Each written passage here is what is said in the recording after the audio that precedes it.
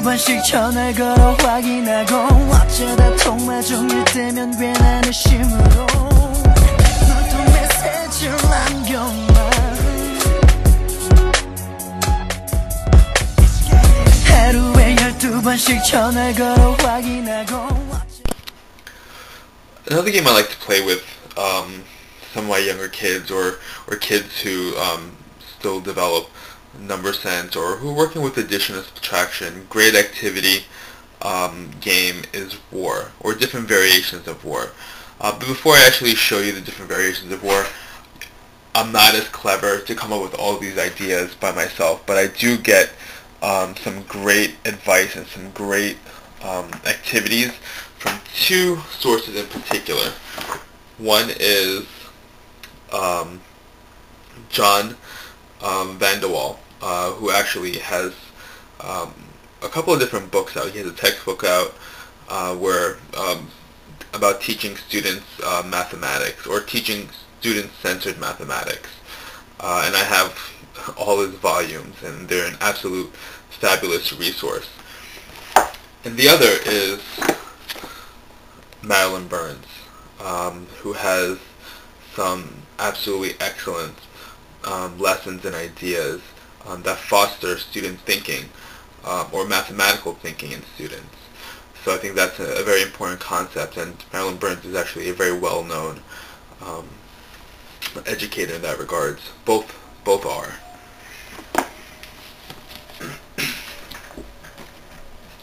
So we're going to be playing two different variations of war.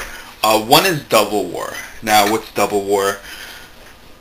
Double war is usually when we play, when two kids play war, or two people play war.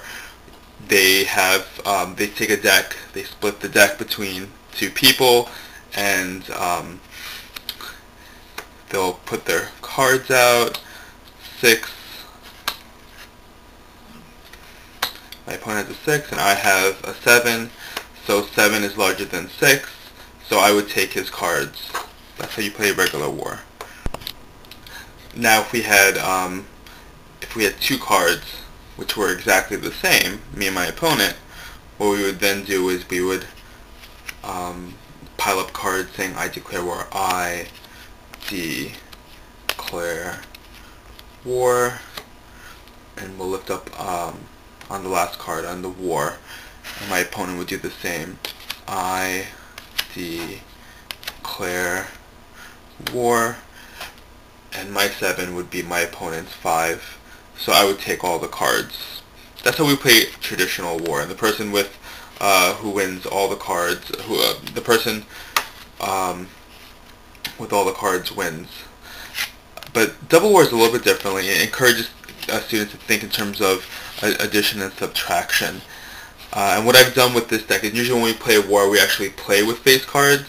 I've actually removed the face cards because, especially for younger kids, you know, having to assign values to even numerals, which are abstract, is a new concept that we're instilling in kids.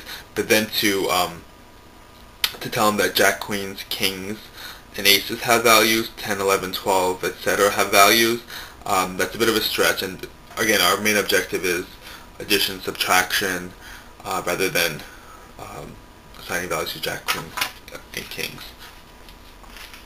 So double war is played very much along similar lines. So instead of putting out one card, we put out 2, and the value would be 11, and we add up the 2 cards. So 4 plus 7 is 11.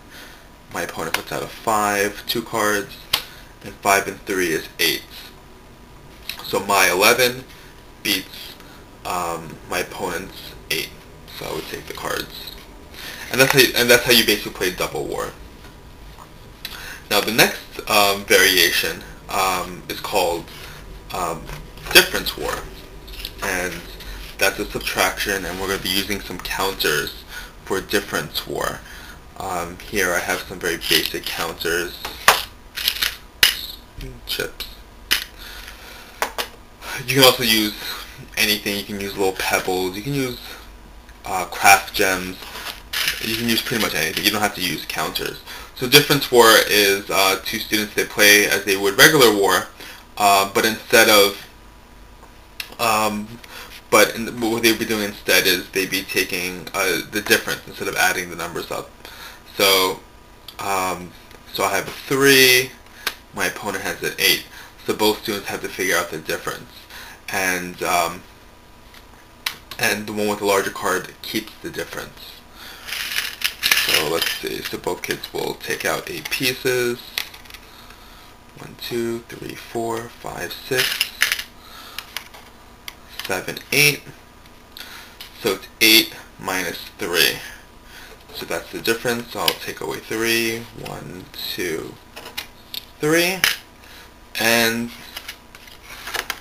my opponent will keep. Opponent would keep the 5 counters, which is the difference of 8 and 3. And we actually would keep our own cards. So we'd actually take our cards and we put them in a discard pile somewhere. Maybe just face up, so we know that that's our discard pile.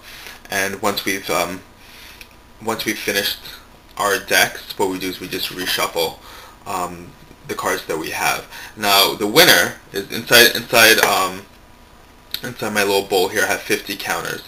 So the winner would be once after all the counters are gone, all the 50 counters are gone. The winner is the one with the most counters. Very simple game, but again, it's a spin on a classic card game that kids love to play. And if they're doing addition and subtraction and they're learning at the same time, it's not even like they're learning. They're playing a game. They're using a different set of